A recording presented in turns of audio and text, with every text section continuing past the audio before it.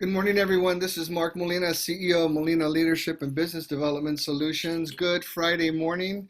I'm very excited today to have the two co-chairs for the Eugene Springfield Leadership Program with us, John Doty and Valerie Sharr. Maybe you didn't know that there was an extensive, almost year-long leadership program in our local community sponsored by the Eugene Chamber of Commerce and the Springfield Area Chamber of Commerce, but we have one. And is a very comprehensive program. It's a very legitimate skill building program. And we're going to talk to two of the two people that are guiding the program this year and providing direction and leadership along with the steering committee to ensure that the leadership program is substantive and it's engaging and encouraging for developing leaders. I'm going to begin by reading their bio. I'll begin with John Doty. John is a lifelong resident of Oregon. He says from north to south and east to west to east.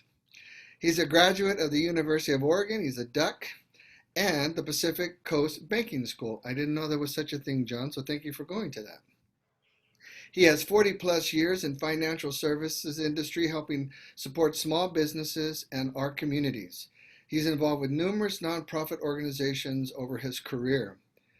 Next, we have Valerie Sharr. Valerie has an eclectic professional background, from a district area training manager of men's clothing retail chain to magazine ownership, healthcare operations, business development, and most recently, corporate sales and business travel manager at Graduate Eugene.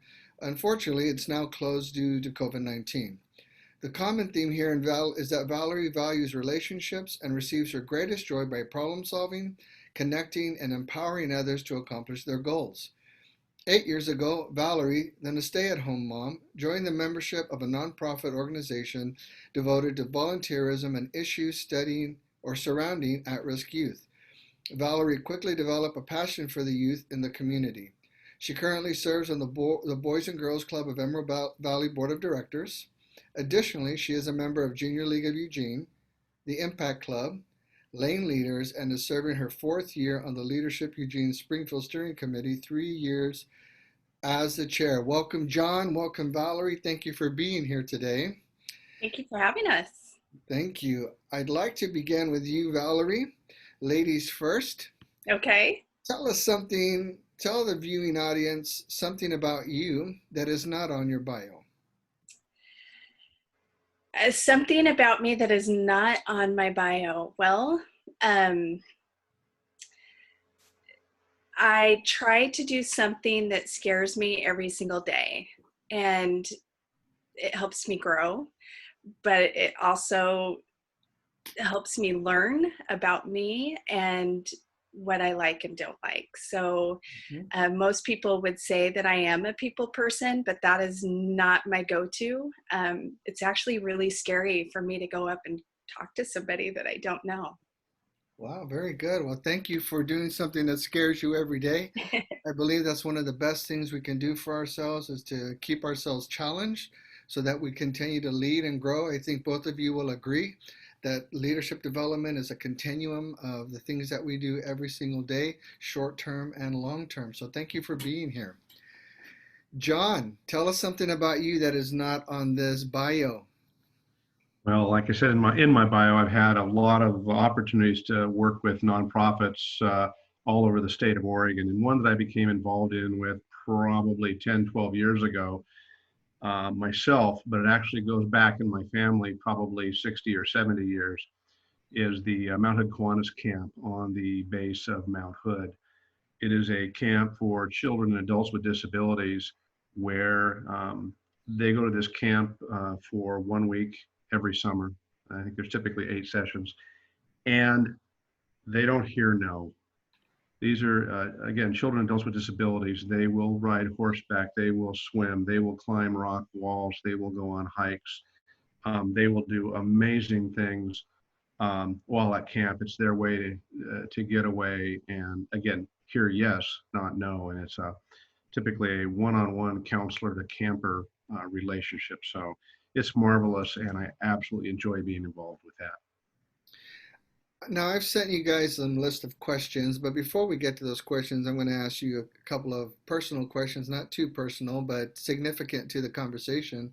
Valerie, I'll start with you. Can you name off some of the leaders in your life, starting from whatever age you'd like, that have been impactful for you and help you want to model and become more of a leader? So when people ask me about leaders that have affected my life, um, the easy go-to, of course, are your immediate surrounding, your family, your parents, your siblings. Mhm. But outside of that, the one person who I just look at and just think is amazing is Nancy Golden. She came and spoke at my college graduation, and ever since then, I just think she's an amazing person. Um, she, at that time, was running the education for the state of Oregon, and last I heard, she is taking care of her best friend who passed away of cancer's child who is disabled, and left the state to go and do that. But I just think she's an amazing, giving, wonderful person all the way to the core. And I think ultimately that's how all of us want to be. Very good. Thank you. What a touching story. John, what about you, John? Who are some of the leaders that have impacted your life that keep you engaged in the leadership process? Well, as Val said, family, and I think the best advice I ever received multiple times, even in my 40s and 50s, was from my mother. And there's just something that comes with experience. And even into her 80s and 90s, she had a few tidbits to provide to me. So I got to give her number one.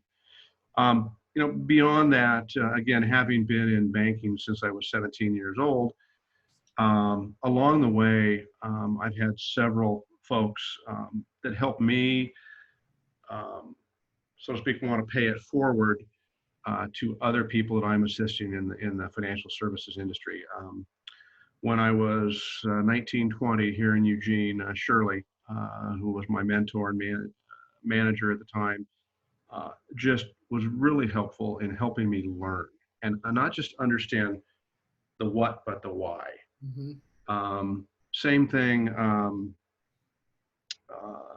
3 years later when I was training in loans. I had a mentor who said, well, here, write this loan write up.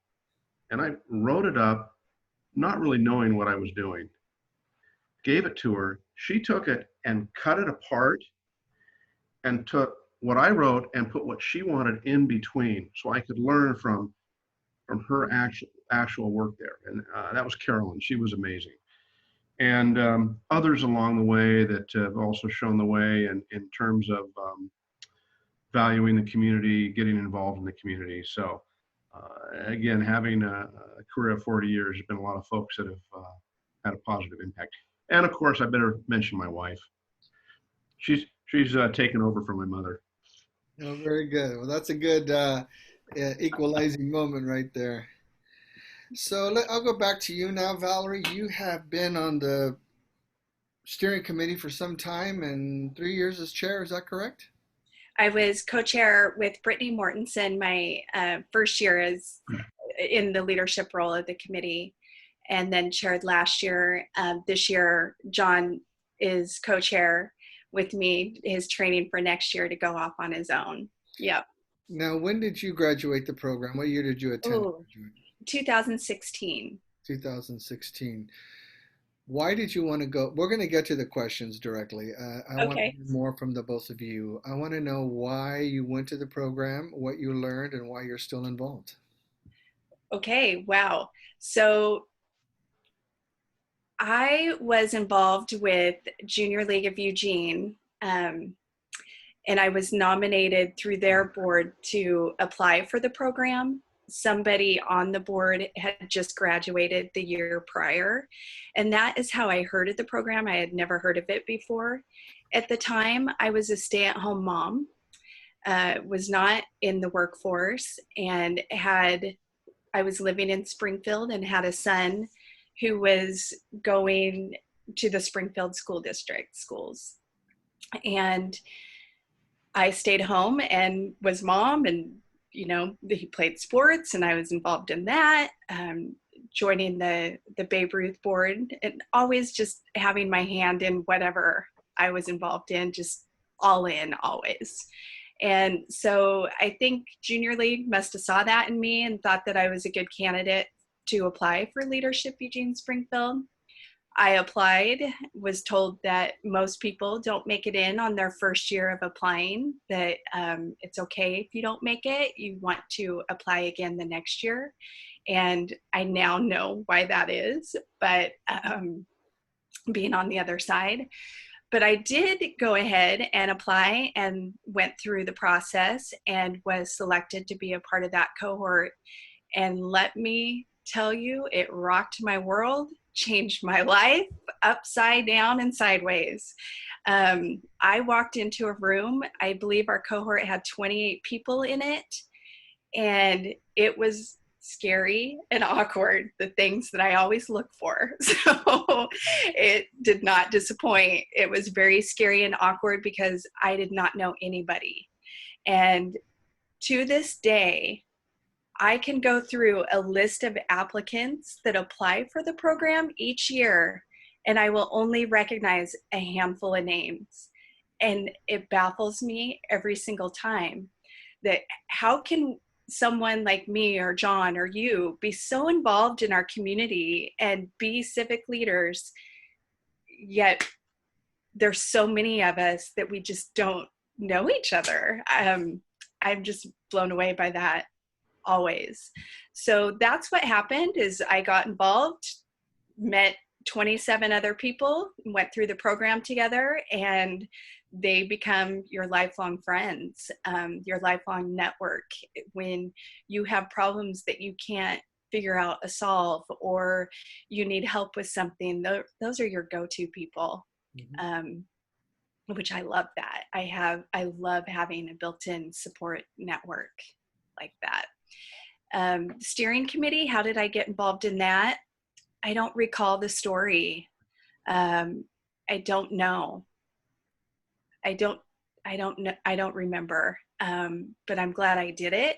And being my last year as chair, I plan to continue being on the committee. I just can't let this go. I'm too passionate about the program. I think it's a wonderful program. And I have other things that I want to work on with the program itself and kind of develop an alumni association of the program. So that's the future with me and LES. Very good. Thank you. Wonderful answers. Thank you. Very heartfelt. All right, John, same for you.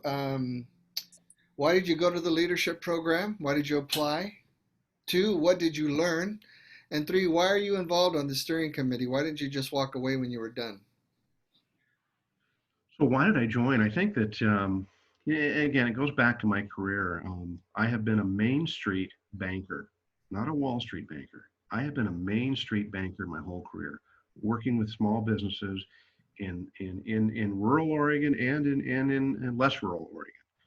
And to be successful at that, you need to get involved in your community. And when you get involved in your community, you get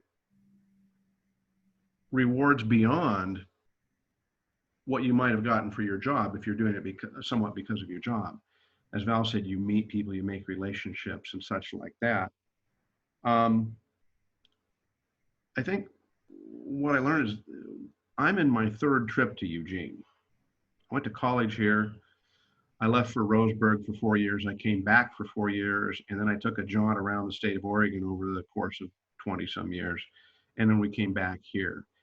And even though I'd been here for so often and been a Main Street banker here and things like that, there still is so much to learn. I think just as Val says, you meet a lot of people you don't know. Well, you'll learn a lot of information that you don't know.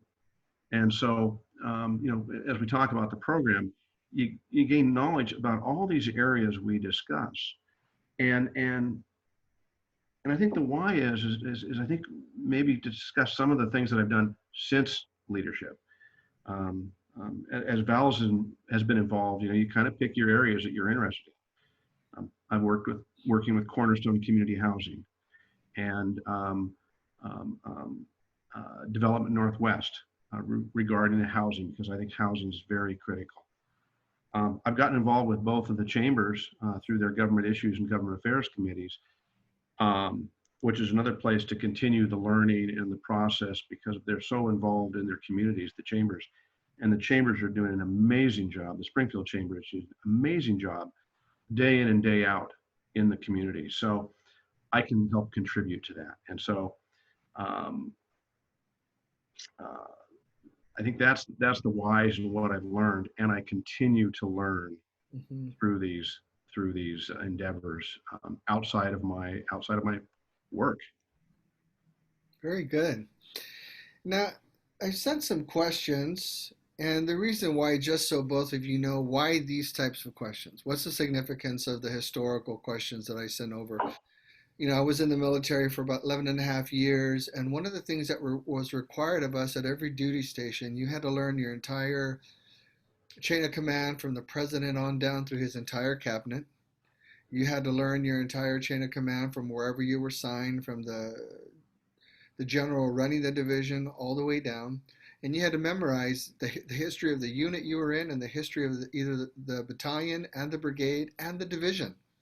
You had to be able to give an answer at all times, an informed answer at all times about why what is the history of this division and why do we do what we do. So with that in mind, I sent forward to both of you and to the steering committee chair, not the leadership chairs from the chambers, the questions that I did to help people understand a little bit more about the historical significance of the Eugene Springfield Leadership Program. So Val, I'll start with you. You've been there 3 years, been there a long time, a good amount of time. When did the LES Leadership Eugene Springfield program begin? First, I want to say John has been on the committee longer than I have. Okay. And there's a lot of people that are on the committee that have been around a long time.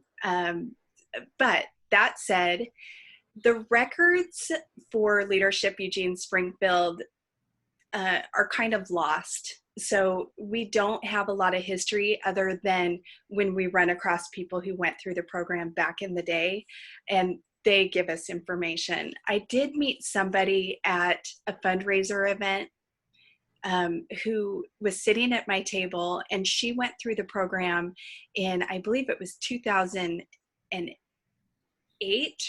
and she had everything. She had all of her programs from every class she went to, all her notes, and she emailed me copies of that, and it was awesome because I got to see what their program used to look like compared to how it is now. And a lot of the familiar names as well. But that said, to answer your question, the program started under leadership of Dave Hauser in 1986. And again, leadership at Eugene Springfield Chambers, both of them, has changed since then. So that's why records are lost. But we will be graduating our 33rd class in August 26th to be exact. Mm-hmm. And that's exciting. That's great news. 33rd class, and that's a cornerstone of the business community in the arena of leadership or community service. That's not all business, as you know, but that's quite the information. I really appreciate that. That's significant. John, were you able to discover for us what were some of the initial programming for the leadership program over the years? As Val said, we don't have some of that information back from the late 80s and early 90s and such like that. I suspect that in general terms, it hasn't changed a lot in terms of the mile high overview. Certainly when you get into some of the topics, what's important today under that topic may be different than years past. And so I suspect that some of the sessions, there's so many sessions each year. I think the topics are probably very similar. I think probably some of the whether we call them skill sets or personal development sets that we do, are very similar. They may morph a little bit from year to year, but I think they're pretty similar. And when we get into the programming, we'll probably give you some more information on that. I remember when I went through in 2007, two of the courses that really struck out to me that I still remember fondly was River Bend was under construction at that time, and we got to hear from a detailed accounting from their general manager or CEO, excuse me, at that time regarding the new types of medical technology coming in, the types of departments they were going to have. And then in the realm of communication, they had a husband-wife tag team who were both PhDs in communication from the University of Oregon. And they had written a book, which I still have, but they called the nervousness before you speak, they called it the juice. And so they said, you just have to accept it. It's normal. Just drink the juice, man, and get over yourself, right? I never forgot that. I loved their presentation. They put it on relaxing terms because getting in front of what we're doing live or otherwise, it can be a little nerve-wracking. I would love to know who that is, Mark. I will get the book at home and I will email you the authors' names because I've kept that book. It made such an impact on me. It's Yeah. wonderful. And we have the opportunities as from year to year to year. There may be different people involved with different ideas, and we welcome those ideas for change. Just to give another example, when you talk about maybe specific experiences, one of the units is land use and planning. Mm-hmm. And a highlight for several years was taking a field trip with the group to the steam plant on the riverfront property and hearing the visions and the challenges and the opportunities and about that project, and actually seeing the inside of the steam plant was just a hit. Now, that's probably not something we're going to do every year, but again, at the moment when it was top of mind to redevelopment and land use, we did it for, I think, 3 years in a row. Yeah. Yeah, I had started the leadership program down in Texas when we were there, but then we moved back towards the end, so I didn't get a chance to finish the program. But one of the things that they did that I really enjoyed is they took their leadership program on a bus to the state capitol in Austin. It was a 6-hour bus ride. And they went through, they got to speak to different people in the realms of what was the government, some of the more important issues the government was facing at that time. It was just a compelling day to go down there. And I don't know if the program does that now, but it was rich and it was meaningful. It was really a significant impact on all of us that went. So that might be a consideration for future programming. We did take a party bus to the jail. We did do that. Springfield jail? Yes, we toured the jail, but we needed transportation to take, 30 plus people from point A to point B. And so the party bus was kind enough to give us 2 of their party buses. And we loaded them up with these leaders and went to the Springfield jail. And it was kind of funny when we pulled up and they were releasing an inmate at the time. And here comes all these people off the party bus to the jail. It was great. As we get into programming, something that what we've learned, and we're doing a better job every year, is the cohorts each year. If we just sit them in a room listening to people talking, we lose people. It doesn't work. So we're getting better and better about moving people around, about taking field trips during a day when we can. There may be some days that are so packed that we may spend most of the day in one location, maybe 2. Mm-hmm. But when we can do field trips, we try to do that. Yeah, I remember you mentioned the jail, Valerie. One of the programs they did down in South Texas was they put all the leaders on a bus and they took them to see the detention centers and it was a tough day. Yeah. So people locked up in cages and all Yes. of that, but it was a part of what leaders had to be aware of. And it's not always, being in leadership isn't always about the fun stuff. Leaders deal with very difficult, challenging things. And I appreciated about the LES program when I went through is they talked about a lot of hard things, and we had a chance to do some role playing and have some healthy discussion and different viewpoints, and I never forgot that experience because it gave us a chance to hear from other leaders in the community facing the same cultural issues, dynamics, and we had a chance to talk some things out. All right. So what what are some of the Val, I'll start with you. Um, some of the types of students that make up each class. What do you see when you see people that are applying? So it's a wide variety. Like I said, I was a stay-at-home mom. We have somebody in the cohort right now that applied that was a stay-at-home mom when she applied. Um, and then, we have CEOs of companies. So there's business owners. There's just a wide variety professionally. Um, but the thing that links them all together is they all have passion for our community and they want to be part of the solution. And that is the common thread. Mhm. Um, Leadership Eugene Springfield, as you know, provides them access to parts of the community that they wouldn't otherwise have or know how to get in touch with. Mhm. And it also enlightens them. I remember going into Leadership Eugene Springfield.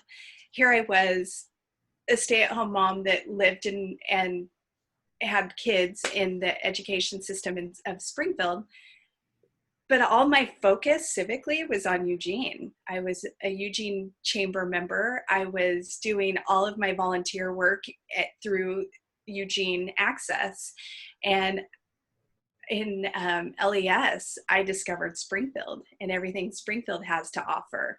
And it was interesting at the very beginning of the course how they said, where do you spend a majority of your civic service? And most of the room said Eugene. And at the end of graduation, those answers changed because it is enlightening. Springfield is a wonderful kept secret of our community that is not so much a secret anymore. So anyway, the people who make up of the students of the class, it's really anybody. You just have to have that passion and just a little bit of a spark, and we will engulf it and make that flame huge.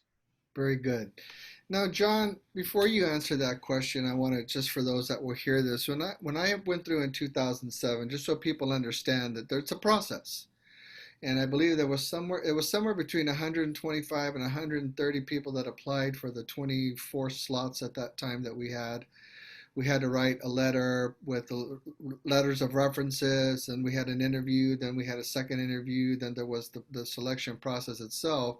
So that's what people can expect. You've been on the steering committee a while, Val said, longer than her. What are some of the things you look for, and in regards to how do you make some of those tougher selections? Because it's not all CEOs, it's not all applicants from huge organizations or organizations with a lot of notoriety. She was a stay-home mom and she was selected. What does the steering committee look for? So I'm going to answer this, but I'm going to defer to Val because she's actually been more involved in the specific selection committees than I have and gone through more interviews. And I know she's going to add some great thought to this question. But we try to ask questions on the application to try to understand why do you want to do this? What's important to you? What are your interests? And we have questions during the application interviews that feed off of that. And it's sometimes I've wondered how they do it, but the final selections, um, as Val said, it's so diverse in terms of age, gender, socioeconomic, political views, profits, not for profits, um, race, ethnicity, all of those things. They've done an amazing job, I think, of putting these groups together. How they do it, I'm not so sure.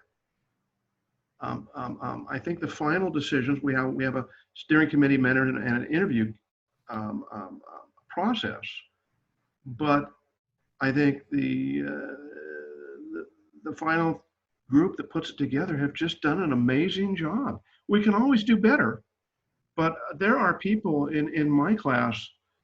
Um, there were people that I would have never met, just like Val said. had a whole lot of different views than I did. And I actually learned in the class how to be better at listening to those views. We didn't all have to agree on everything, but as Val said, we usually found the commonalities amongst ourselves that we could work on together.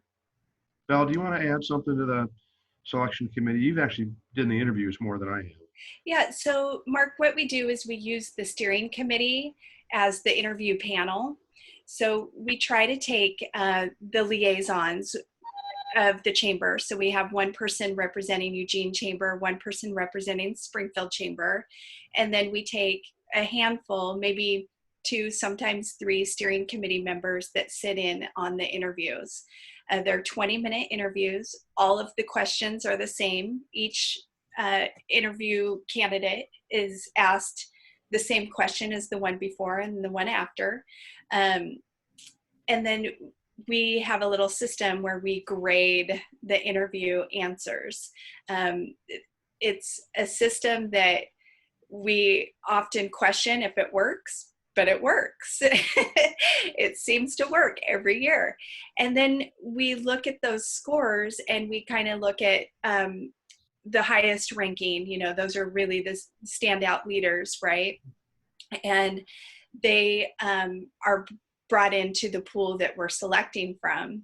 And then we have to look at all the different things that John had mentioned, which is, are they a nonprofit, a profit, you know, the ethnicity, the social economics, you know, some people ask for scholarships. We only have a certain amount of money that we can apply to that. So if all 28 candidates are looking for scholarship, well, we can't take all 28. And then one very, very important thing is industry type. So if you have a room full of bankers, for example, God kill us all. I'm just kidding, John. Oh, that's good. No, if you have all bankers or all realtors or all insurance, you know, whatever that industry type is that really going to do you any good? You want to grow your network and you want to broaden that network. And so we look at different industries so we can bring people together. Right now in this cohort, I believe we have 10 nonprofits. And I was concerned. I was going, wow, we have never had that many nonprofits in a cohort. But I'm thinking, wow, really? Are we really going to do this?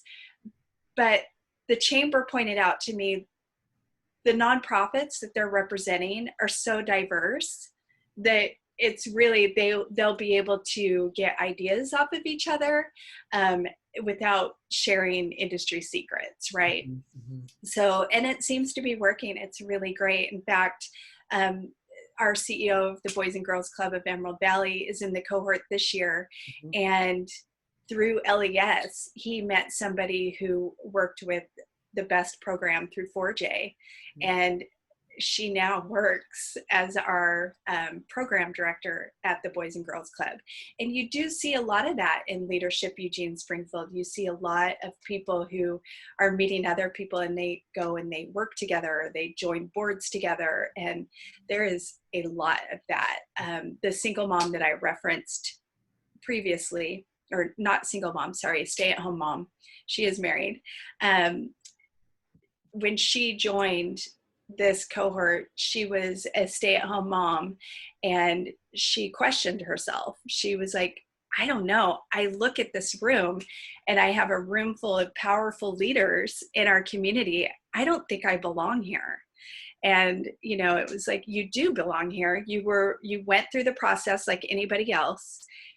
You went through the process successfully. You were selected by a large candidate of people to be a part of this. You deserve to be here.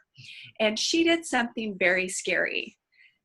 She went to a class and the CEO of the company that she's always wanted to work for was a guest speaker of that class.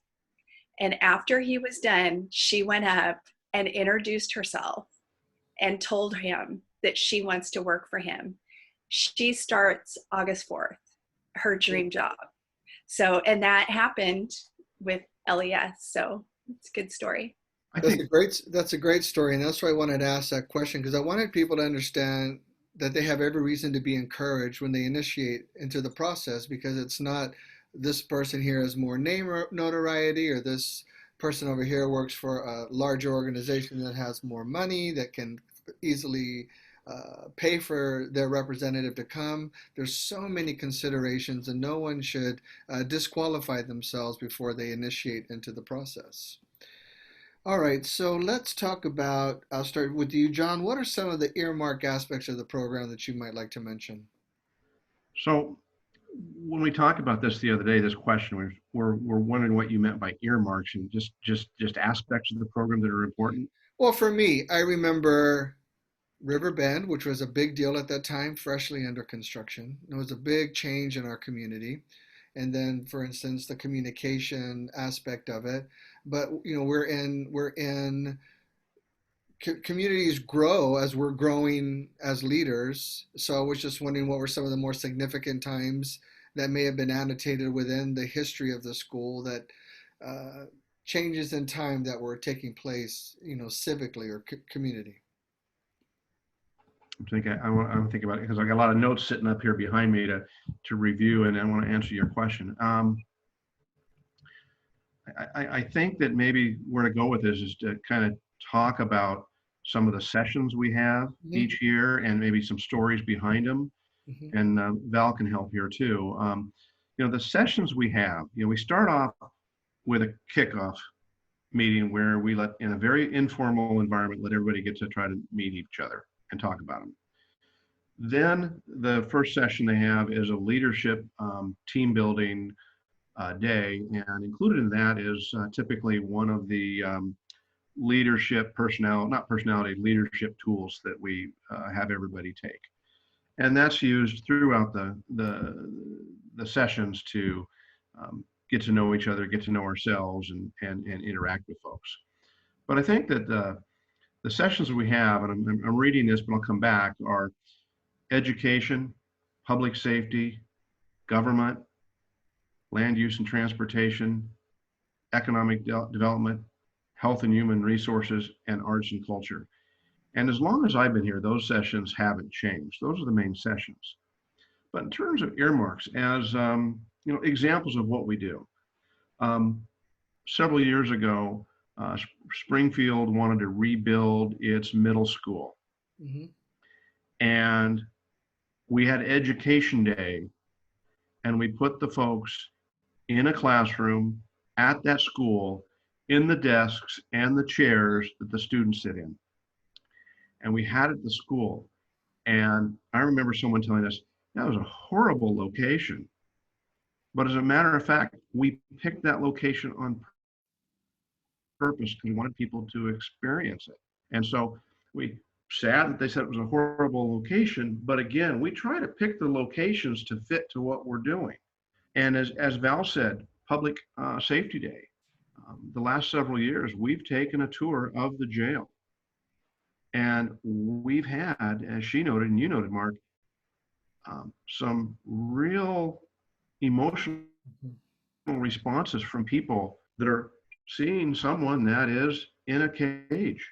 Mm-hmm. And from that, and we do that on purpose, but also from that, we've learned that after sessions like that, we try to find some downtime to allow people to maybe pause, digest, talk some things out, things like that.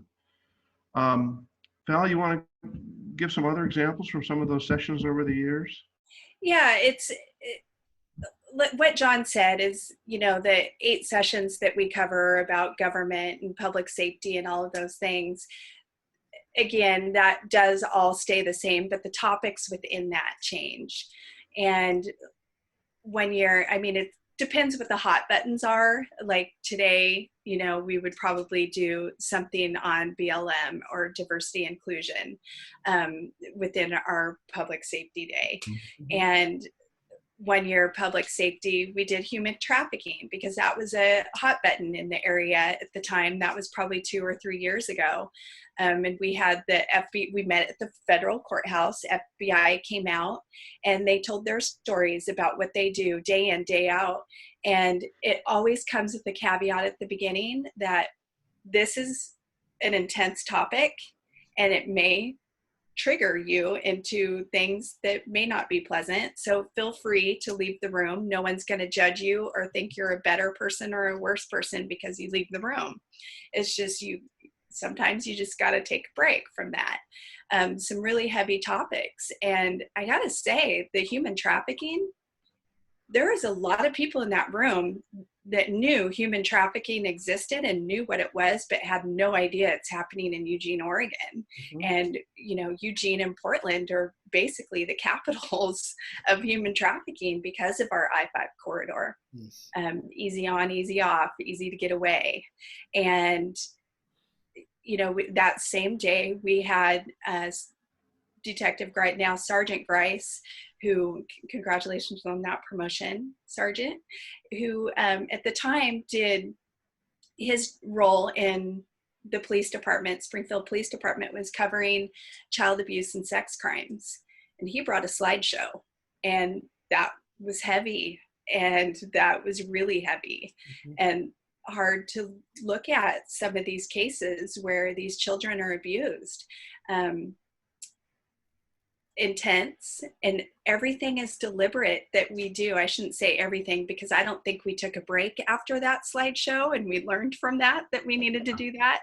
But the content of our day is deliberate, and the steering committee does spend a lot of time. It's not just, hey, we did this last year, let's throw it together again this year. It's not like that at all. There is a lot of time and effort and thought that goes into planning each and every day.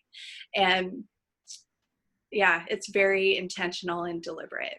And Val, you mentioned planning real quickly. Let me comment on that after one comment again on this area, is that we want each session to be informative, interactive, and thought-provoking. And where we can, we try to get maybe some opposing views, and sometimes we can do pretty well at that, say at the land use planning or something like that, or maybe even on some of the governmental days, we may have differing viewpoints of how to do things from different jurisdictions. So we get that.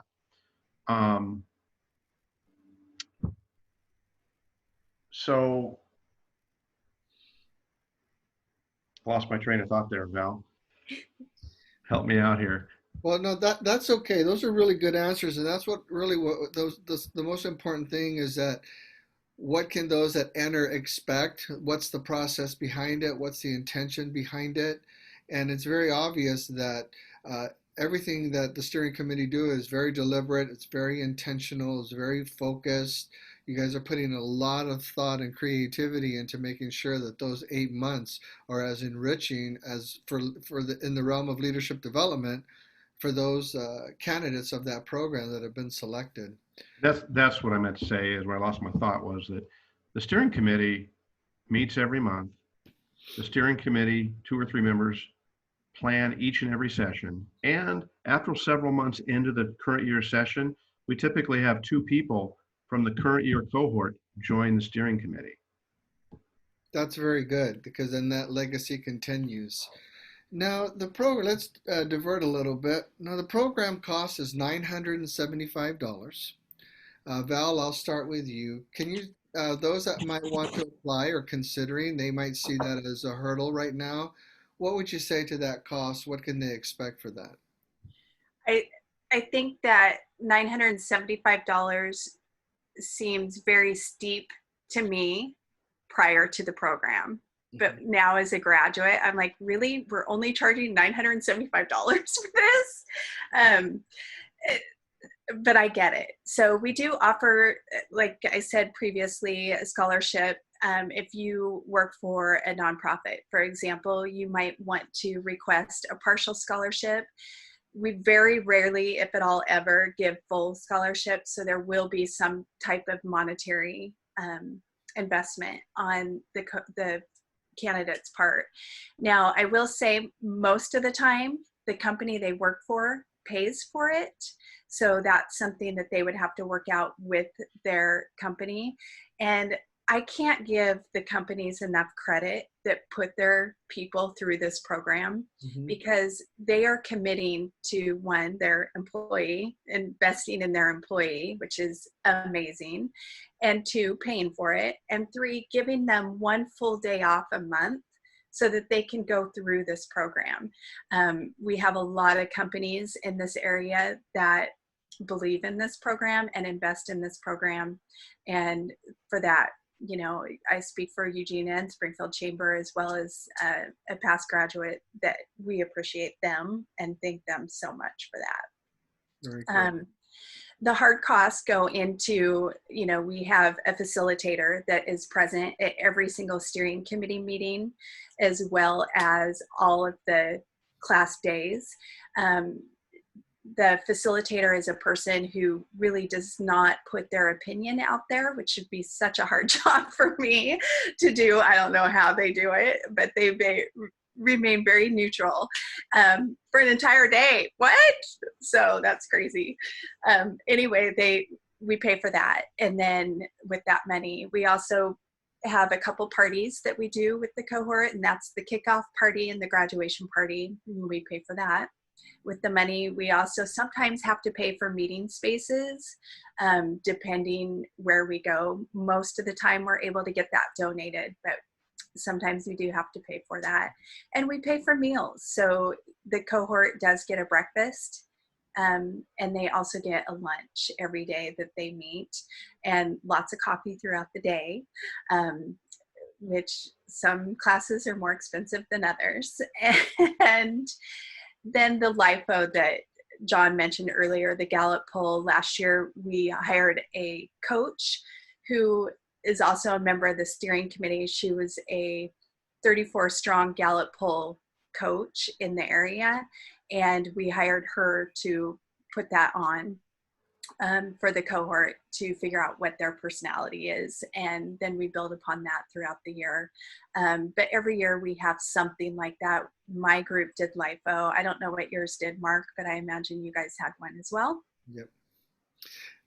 John, anything you want to add to that real quick? And I'll have some more questions. Go ahead. Yeah, real quickly. I mean, I just think, and Val made me think, is what do you get, the intangibles? You get to hear directly from the mayors of both cities, and directly from the managers of both cities, and directly from economic development folks from both cities. You get to hear from the superintendents of the schools about what's going on and what's high on their priority. You get to hear from our representatives to the Oregon State Legislature. You get to hear from folks like Bev Smith, who's always a hit, talking about kid sports and the value of activities. Yeah, see, Val knows it. And so you get to hear from folks, you get involved. I mean, earlier we were talking about some of the benefits. We've had Tim Black come and talk about Cahoots, and we know how important Cahoots is right now. So, I mean, the intangibles are these people that you get to hear from and ask questions of that you won't necessarily work with in your ordinary course of work or life.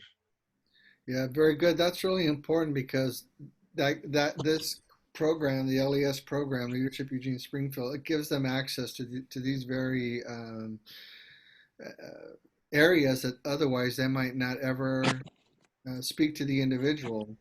Now, let's talk a little bit about format for this year. You know, we're in the midst of this pandemic. I'm assuming there's no meeting for the class itself. Everything will be done virtually. Val, I'll start with you. What are your contingencies? What are the strategies that are in place to facilitate this year? I think this is a better question for John, because really it stemmed from his idea and his leadership. I could definitely answer the question, but I'd rather John take the reign on it. Like, that must be why he's laughing a little bit. John, go ahead. Hey, I think that just shows that the folks that are on the steering committee work well together, and we have fun too. We had a debate a month ago, 2 months ago, about what are we going to do due to COVID? Are we going to try to push this live, or are we going to go online? And I think the end decision was, we don't know how long this is going to last. And rather than try to push in-person meetings like we normally do, let's go online, virtual, not only for the safety and such of this class, but we may have to start with virtual online next year. And so The last two sessions, education, I think arts and culture is next month, Val. Yes. Mm-hmm. You know, what we decided to do is nobody wants to sit in a Zoom meeting for 8 hours. So we have broken it up, and we did each session 3 weeks in a row for 2 hours. And it's we still had many of the same presenters. We did many of the same things. It was just different. Three 2-hour sessions. And we knew by doing that right now, we're already getting feedback from this cohort saying, what can we do better? And one thing we've already heard is that having, say, education spread over 3 weeks, 2 hours every week, sometimes it's disjointed. So what I'm hearing people discuss is coming into this next year, virtually, we may do 2 or 3 2-hour sessions 2 days in a row or 3 days in a row, rather than spreading out, again, to try to keep the cohesion of the material that we're presenting. So we're preparing now for next year, testing things, asking people what works, what doesn't work. I think not just ourselves, but any group that's learning Zoom, we're learning how to make it interactive. I've heard there's a way to have subgroups break off in Zoom. Mm-hmm. I also know, because I've seen it once, you can have questions come up on a Zoom meeting and people can take a poll or answer their questions, and the results are immediate. So we're going to look and saying, how can we use tools like that to help keep the interacting action going, so we don't just have talking heads for 2 or 3 hours. Well, that's good. Val, you want to add anything to that? Yeah, I mean, ultimately, we want to meet in person, right? This is just a time where we can't do that. So we did offer this cohort that we will do these virtual meetings. One, it gives us the training for next year if we need to use that, but two, it allows them to still meet and be interactive through a virtual program. But we did offer them small group in-person meetings as well, whether it be a happy hour or anything to get them together. So that is happening as well. We did, at this last education virtual class that we had, there were 3 members of the cohort that met together, and they Zoomed in together in one room. So that was cool to see that. Love seeing that cohort bonding. The plan for next year, we are accepting applications for Leadership Eugene Springfield right now until August 10th. That closes. And the plan is that we are going to meet in person. So as of right now, that's what we're talking about. That's what we're doing. If Kate Brown or our nation has another idea of we have to meet virtually, we will have the experience under our belt now to do that. And we will also have this cohort's feedback on how we can make it better. Very good. I'm assuming that you have strong support from both chambers, and whatever technical media requirements become necessary, and you have full implementation of whatever resources they have? Absolutely. Yes. Okay. We got about 5 minutes left. I remember John said, we're not going to have 60 minutes worth of information. I said, there is always 60 minutes worth of information every single time. So ladies first, Val. What would you like to say in words of encouragement to those that are applying now or considering applying or maybe nervous about applying for this program and in their development as leaders? How would you encourage them to enter this process? The people who are nervous, those are the people I really want to apply, because those are my kind of people. No, if you are even thinking a little bit about doing it, do it. You can't go wrong. And yeah, it's a competitive process to apply. And this is the one thing, it's not about who you know, it's really about really wanting it and having that come across in your in your interview. But apply and be a part of this alumni. It's incredible, and it never ends. Although the program is only 8 months, that's just the program part. It always continues. I still talk to my cohort. I still communicate with the ones that I've bonded with in my cohort.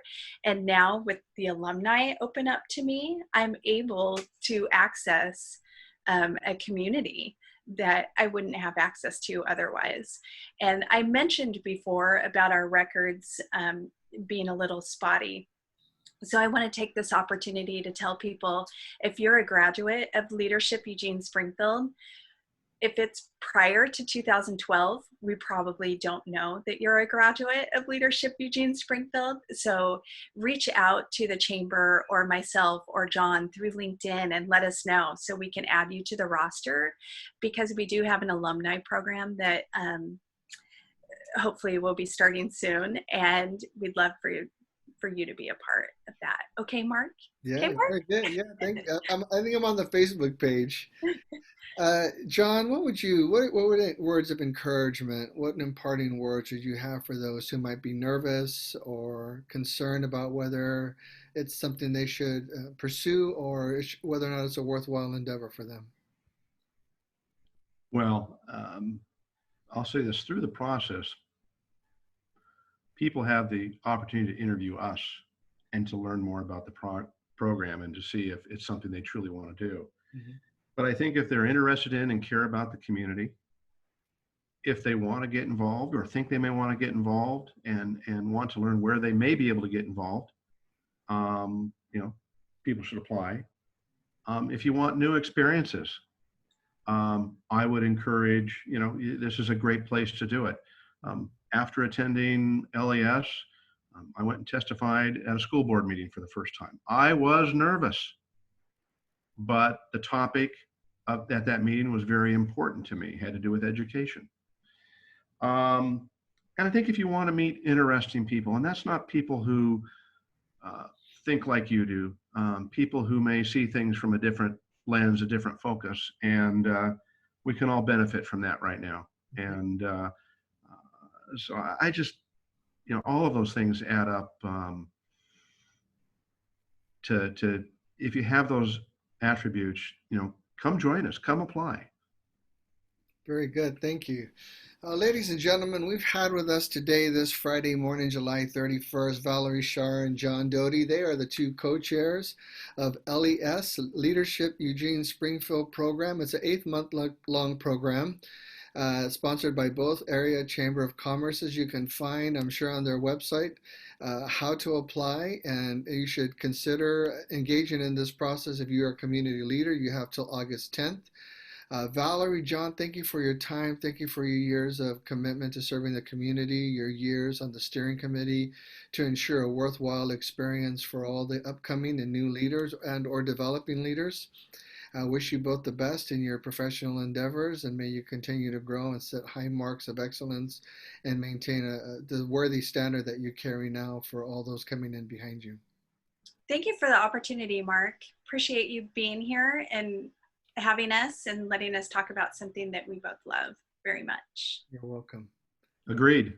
Very good. You guys have a wonderful day and a wonderful weekend. Don't forget, Leadership Eugene Springfield leadership program open till August 10th. Application process. Get online and get the process started. Everyone have a good day. Thanks, Mark. Okay, bye.